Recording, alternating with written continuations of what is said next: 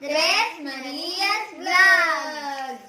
Okay, so ngayong vlog namin, mag-a-unboxing na naman kami kasi naparami na naman ang order ko sa Shopee. So wala na naman nagawa ang daddy kundi tanggapin ang delivery sa kanya. Kasi ako nag-order dito pero ina-address ko kay daddy para wala na siyang magawa.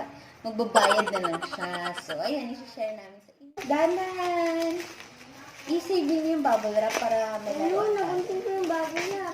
Sige, okay na yun. Wag lang yung mga kamay mo. Hello.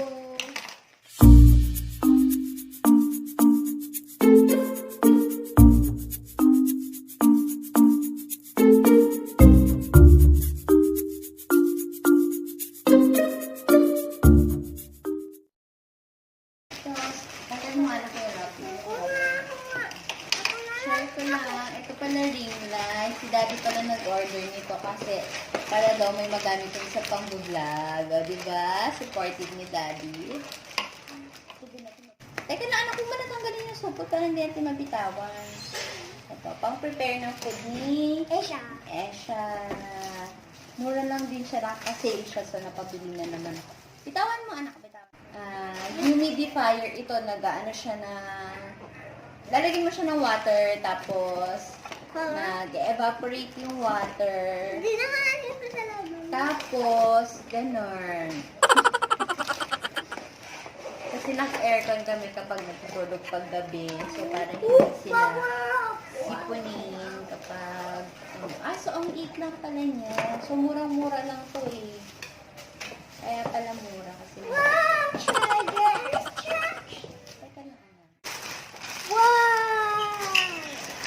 Pair na kami ng blouse ni Esha. So, ito sa kanya. Yay! And, ito naman sa akin. O, diba? Padede blouse.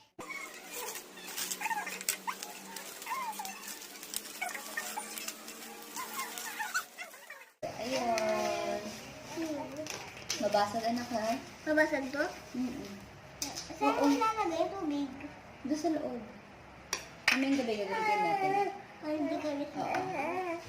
So, ayun guys. 4 items yung nabili namin. Sige. Bye na tayo. Bye guys! Thanks for watching!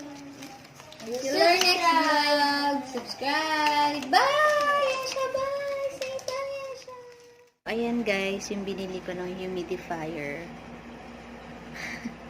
Sobrang liit niya pala. Hindi ko in-expect na ganyan siya kaliit. Kaya yung usok niya, sobrang kokonti lang din. Ayan. So, ito naman yung ring light. So, pwede siyang ma-adjust. Ayan. Ayun. Tapos, pwede siyang iba. Ayan. Sobrang liwanag. Sakat sa eyes. Hindi masyado makita.